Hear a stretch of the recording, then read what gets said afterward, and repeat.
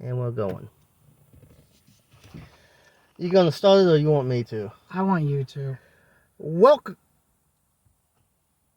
Okay, for a minute I thought we froze. Welcome to everything. Here I did it. Just about did it again. Welcome to Hardcore Wrestling 101. I am joined by Hardcore Wrestling. You're joined by Hardcore Christopher. What is with your brain? It's not awake. I am joined by Hardcore Christopher. And let's just get to it. The wrestling world is buzzing, but for all the wrong reasons. Let's just, for anyone that's been living in a rock, let people know what we're talking about. All Elite Wrestling had their 3.5-hour pay-per-view that nobody is talking about, known as All Out. Everyone is talking about the media scrum that happened afterwards, where CM Punk completely flipped out, and the Elite took the lawyer of AEW into the dressing room. Punk started throwing fists because a lot of people think he was already teed off that he was injured again. Well, he's old. He's old and cranky. So, what boils down to is that Tony Khan has suspended the Elite.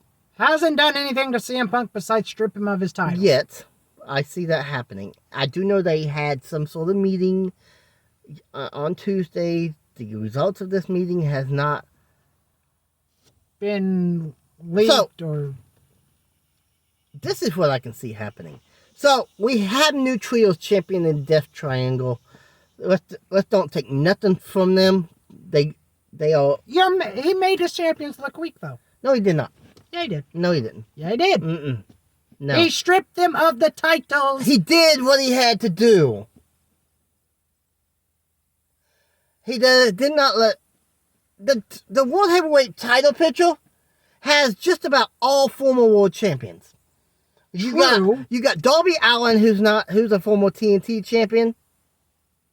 You also got Sammy Guevara, again, former TNT. What I'm talking about is he stripped Omega and the Bucks and Punk of their respective titles after Punk had come back from injury, which he's injured again. Which he had no choice with the world title.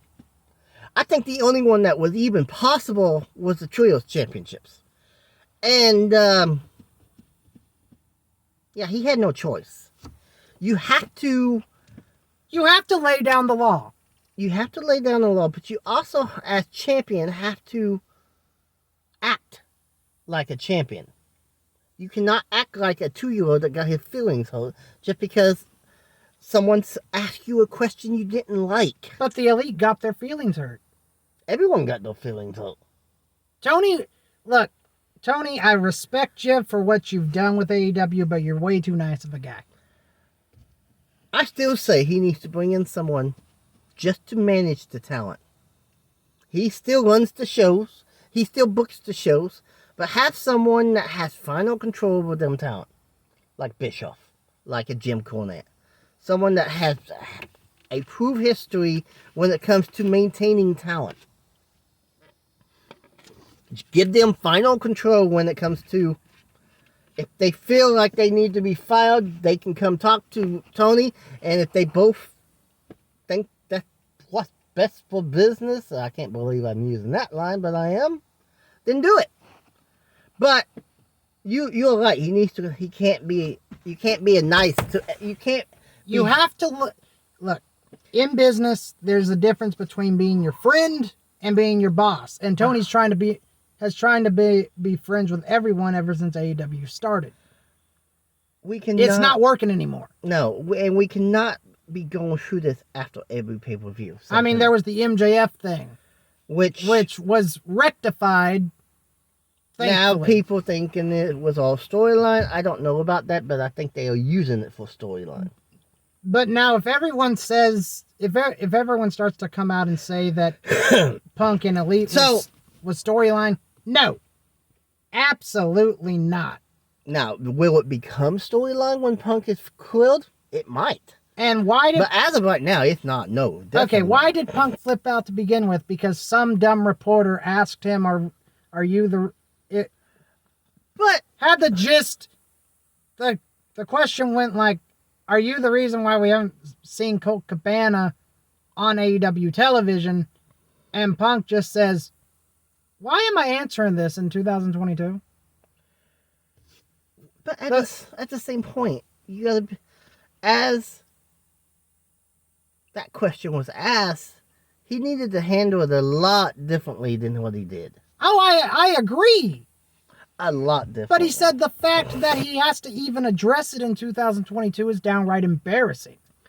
And the fact he also brought up the EVPs that, you know, they were sticking their noses in where it didn't belong. And is he right? Should the EVP keep from sticking their nose? Maybe. yes, in personal business that doesn't concern them. Well, like I said, maybe he is right when it comes to that. But at the same point, how long has Punk been in this business? Let's see. Over 20 years. Yes. When do you quit being a child about it? Simple. He should have blew that question off like it was not even asked and said next question and moved on. But instead, he decides to take it personal and... That's because it is personal to him. Him and Colt... But you don't let... Hold on. Him and Colt used to be very close friends. I get that. That ended in a court case. I get that. But you cannot let personal feelings cloud your judgment. I thought personal issues made for good money in professional wrestling. If you can make it, well, you can both agree to do business with it, then fine. But doing a interview / media / whatever you want to call it, you have to just let the reporters, their job is to stir up the pot. Yes, but wait. WWE has done have done several of these media things. And apparently Roman stormed out the other night. Oh, he did? It wasn't as big of an issue as the Punk thing, but apparently... And no matter what you want to say about WWE, it's never ended up like a chaotic situation like we have here. Punk, I hate to say this, but I think Punk just needs to... I think Punk is Bret Hart. I agree. He is toxic at this point. And for those of you that don't know what I'm talking about, when Bret got screwed over in Montreal, he went to WCW. But Bret was never, ever the Bret Hart of old. He was a bitter old man. WCW didn't know how to handle Bret Hart, I think, what it boiled down to. And that's coming from a diehard WCW guy. And no matter what you want to say about Punk, what was said, and he handled it unprofessionally. The Elite took issue with what he said, and Punk and them got into an altercation. Probably started out as a verbal, probably had a lot of colorful language, and Punk took a swing. And that's where I have issue. The fact that the Elite was professional enough to take the lawyer with them says a lot. Oh, I wouldn't even have done that. Well, they did that as protection. If I was Punk and I would have been asked that question, I would have got up out of my seat and walked out. I would have just leave the media, look at your boss and say, "I'm sorry, I can't do this," and walk out. I mean... But the way he handled it, the way the Elite handled it... But I want to switch tunes just a bit. Okay. You said something that I just don't get. So, how does it make your champion look weak? By being stripped. It doesn't, given the circumstances. Well, that's not what you said 5 minutes ago, buddy. I know. So, I want to touch on that a bit. You said it makes your champions look weak. It makes them look weak in the sense that the Elite won a tournament, Mm-hmm. won the whole thing, got the trios championships, and then because of what happened, they got stripped. Now, It makes Punk look weak in the fact that he came back from injury. if Tony Khan would have just stripped, let's say, the Elite of the... It would be favoritism then. Hang on. Let's say he just stripped the Elite of the trios titles and then just handed them over to a team. That would have made the belts mean nothing because they just were giving them belts. But the fact that we had a match to determine the champion, and the fact that the world title is being held in a tournament bracket, it doesn't make the belts look weak. Now, if we was back, Vince McMahon was just stripping people of belts and handing them a belt over to someone, or like when Bischoff gave Triple H the world title. Hey, he had to do that because Brock Lesnar went to SmackDown. He didn't have to just give him the belt. They could have had a tournament for that belt. Or they could have did like a battle royal for that belt. He didn't just have to award Triple H that title. So, let's talk about everyone that was involved. Okay, so... There was Omega, there was the Bucks, there was Punk, obviously. Ace Steel. Christopher Daniels. Naka Mali. Yeah. Oil guy. Yeah. So far, 7 people have been suspended, including the Elite, Nakamura, Christopher Daniels, who was just trying to separate. Okay, why did he get suspended for that? He was just trying to separate him. I think Tony just went through and suspended everyone involved, just to... But here's the question, would Punk even want to come back? And I think that's why we haven't heard nothing on his secondary punishment. He hasn't been fired, he hasn't been suspended, he hasn't been nothing. And I think that meeting will probably, you're just going to ride off in the sunset, not come back. I mean, we both know Punk isn't hurting for money. No, I don't see CM Punk returning unless all sides can come together and figure out a way to work together. But Punk... But does... I would love to see a Punk versus MJF for the title. I would have loved to see if they could have worked together professionally, Omega and CM Punk. Nah, not gonna happen. It's not gonna happen at all. And with him not being able to stay healthy, he's like what, in his late 40s? I don't know. I honestly don't. But he maybe was a cranky old man that got done with a match. But maybe, just maybe, Mr. Khan realized that he can't stay healthy, so he said, we're just going to part ways. Well, considering how Punk left WWE, remember, he confronted Triple H and Vince McMahon and just said, I don't have to be working for you. You have to be working for me. And walked out. Which it doesn't work that way. After a pretty good run with the company. Mm-hmm. And up until just when he broke his foot, he was doing pretty good. Anything you want to touch on before we leave? I don't see Ace Steel surviving. No, he's fine. He's done. I'm sorry, but I don't care. You don't bite talent. Regardless of what happened, you don't bite talent. And his excuse was, I was just trying to get to my wife. Yeah. I don't buy that. Nobody buys that. He needed a reason to get in the middle of maybe Punk just wanted to be gone. Well, if you wanted to be gone, you need to handle it the right way. True.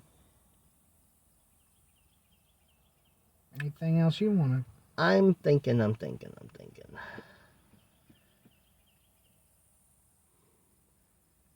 I mean, All Out was an afterthought, and that's the one thing I don't like.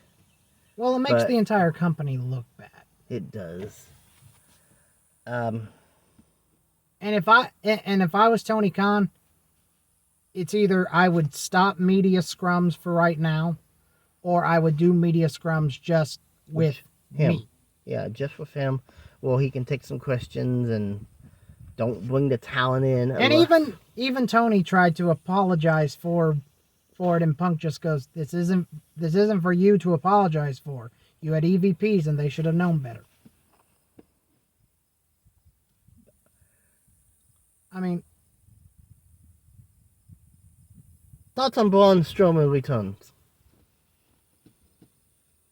I didn't want to see him back. Why? You probably are the only one that says that. So why?